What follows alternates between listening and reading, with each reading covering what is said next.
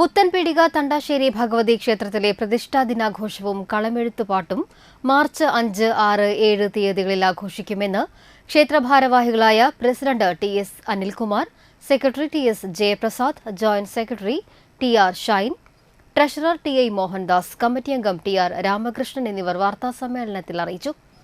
ബുധനാഴ്ച രാവിലെ ഗണപതി ഹോമം, ഉച്ചപൂജ, തുടർന്ന് കളപ്പുര മുത്തപ്പന് രൂപക്കളം, വൈകിട്ട് ഉപമുത്തപ്പന് കളം, രാത്രി താന്യം നൃതി കലാഗ്രാമം അവതരിപ്പിക്കുന്ന ഫ്യൂഷൻ വീരനാട്യം, രാത്രി 9-ന് വിഷ്ണുമായ സ്വാമിക്ക് രൂപക്കളം, വ്യാഴാഴ്ച രാവിലെ നട തുറക്കൽ, ക്ഷേത്ര ചടങ്ങുകൾക്ക് ശേഷം കരിങ്കുട്ടിക്ക് രൂപക്കളവും, വൈകിട്ട് വീരഭദ്രസ്വാമിക്ക് കളം, പ്രസാദശുദ്ധി, നിറമാല, ചുറ്റുവിളക്ക് എന്നിവ നടത്തും.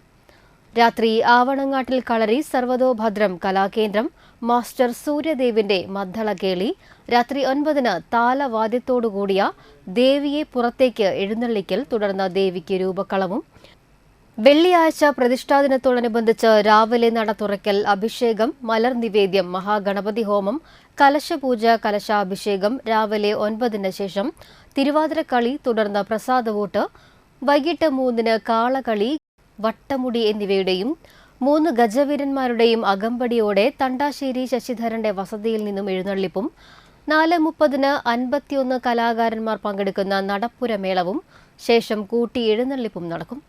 തുടർന്ന് വർണ്ണമഴ, രാത്രി 8-ന് കൊച്ചിൻ ടോപ്പ് സ്റ്റാറിന്റെ ഗാനമേള, മിമിക്രി, പുലർച്ചെ വടക്കുംവാതുക്കൽ ഗുരുതി എഴുന്നള്ളിപ്പ് എന്നിവയുണ്ടാകും.